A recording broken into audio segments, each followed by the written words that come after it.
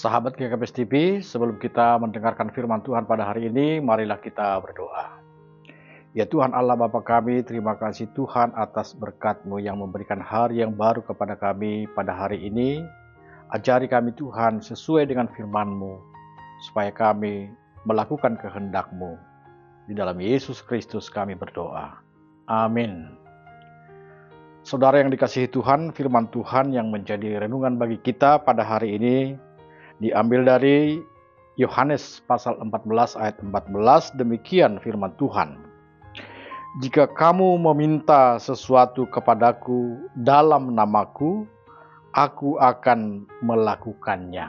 Demikian firman Tuhan. Saudara yang dikasihi Tuhan, ketika kita mendengar nats firman Tuhan yang saya bacakan tadi, kelihatannya, kedengarannya mudah dan enak didengar.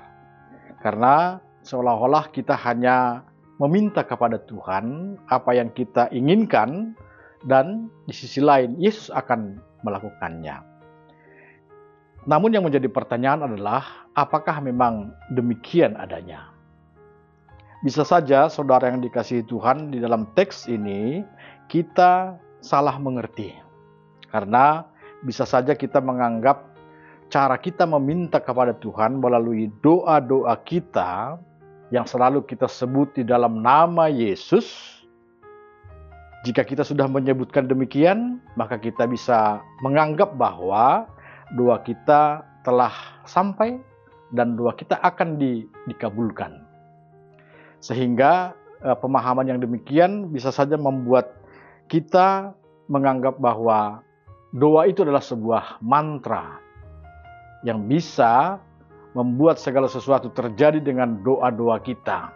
Padahal firman Tuhan bukan bermaksud demikian. Ini pasti ada kaitannya dengan ayat-ayat sebelumnya.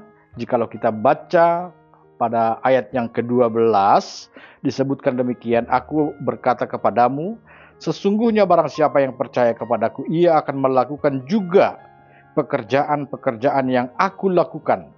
Bahkan pekerjaan-pekerjaan yang lebih besar daripada itu, sebab aku pergi kepada Bapa. Di sini letak masalahnya, kenapa saudara yang dikasihi Tuhan, ternyata Yesus juga akan melakukan pekerjaan-pekerjaan besar, tapi dia juga menjanjikan bahwa orang-orang yang percaya kepadanya, orang-orang yang beriman kepada Yesus, akan melakukan pekerjaan-pekerjaan yang lebih besar lagi. Apa yang dimaksudkan di sini? Tentu ini ada hubungannya dengan apa yang dilakukan oleh Yesus.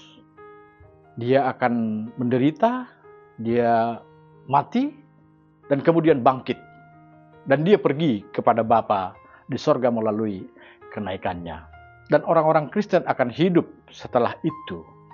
Setelah Roh Kudus menuntun hidup kita, maka ada pekerjaan-pekerjaan yang lebih besar melalui kita, melalui orang-orang yang percaya, akan dilakukan oleh Yesus, akan dikerjakan oleh Yesus melalui orang-orang yang percaya. Jadi apa yang disebutkan dengan jika kamu meminta sesuatu kepadaku dalam namaku, itu bukan berarti hanya sekedar kata-kata kita meminta dalam nama Yesus.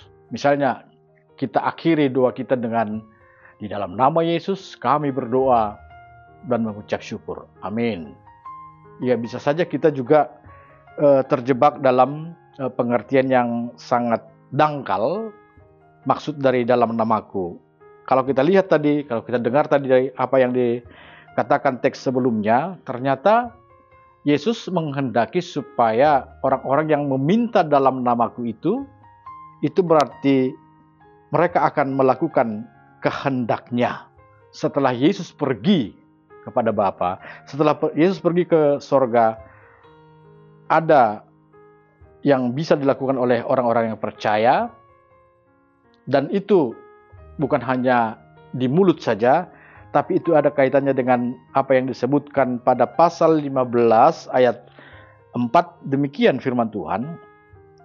Tinggallah di dalam aku dan aku di dalam kamu.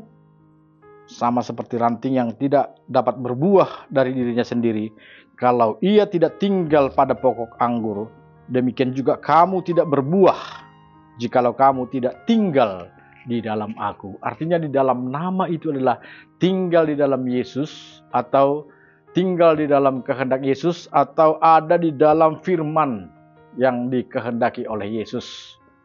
Kita percaya, kita beriman, kita menyerahkan diri dan mencari kehendaknya di bumi ini.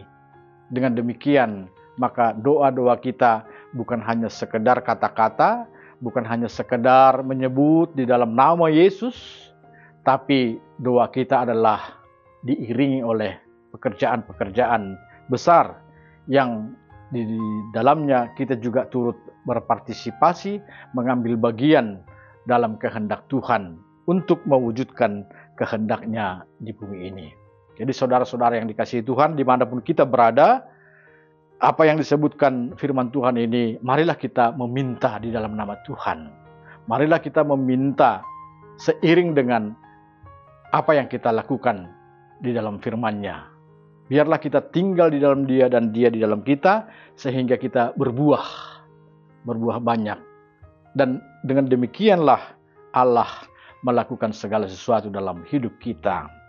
Kita berdoa, kita meminta dalam iman, maka selebihnya Allah akan melakukan hal-hal yang besar di dalam kita dan melalui kita di tengah-tengah dunia ini. Selamat beraktivitas, selamat untuk meminta di dalam nama Tuhan, maka Tuhan akan bekerja dalam kehidupan kita. Tuhan memberkati. Marilah kita berdoa. Terima kasih Bapa Surgawi, kami telah mendengarkan firman-Mu. Ajarilah kami selalu meminta di dalam nama-Mu, meminta di dalam iman percaya kami, meminta di dalam apa yang kami lakukan sesuai dengan firman-Mu, sehingga kami melihat, kami akan menyaksikan hal-hal yang besar, pekerjaan-pekerjaan besar akan terjadi dalam kehidupan ini melalui orang-orang yang percaya kepadamu. Terima kasih Tuhan, dalam Yesus kami berdoa. Amin.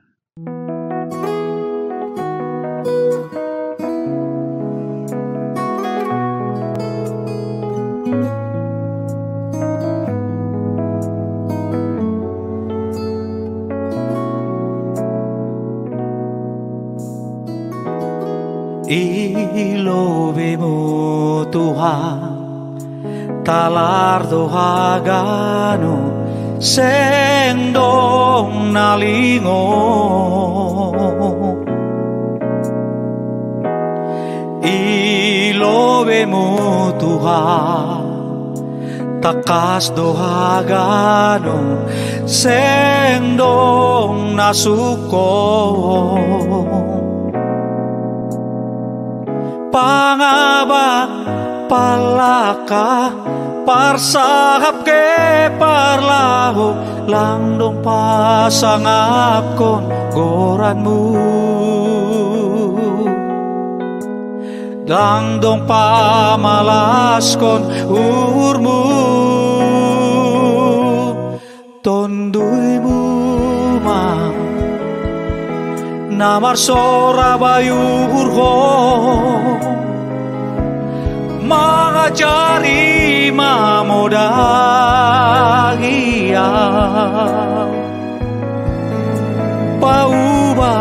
paubaham Tuhan, bereur nabayu, holongmu ma namanggo kigoluko, manrajai kanu pikiran ho,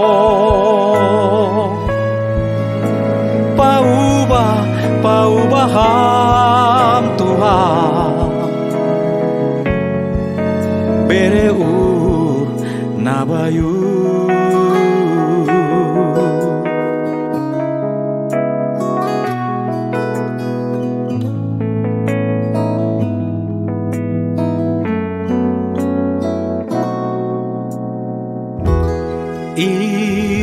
ilobemu Tuhan talar dohagano sendong nalingo ilobemu Tuhan takas dohagano sendong nasuko pangabap palaka parsahap ke parlaho langdong pasangap kon goranmu langdong pamalas kon urmu tonduymu ma namar sora bayur ko mengajari mamudahia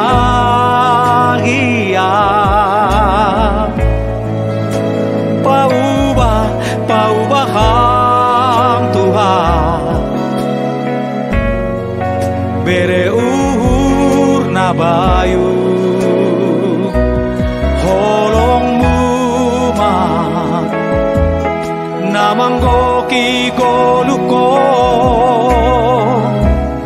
man rajai ganu pikiran ho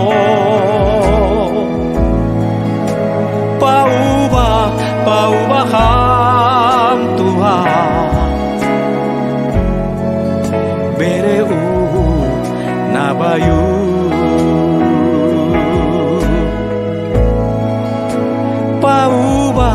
paubahang Tuhan bere na bayu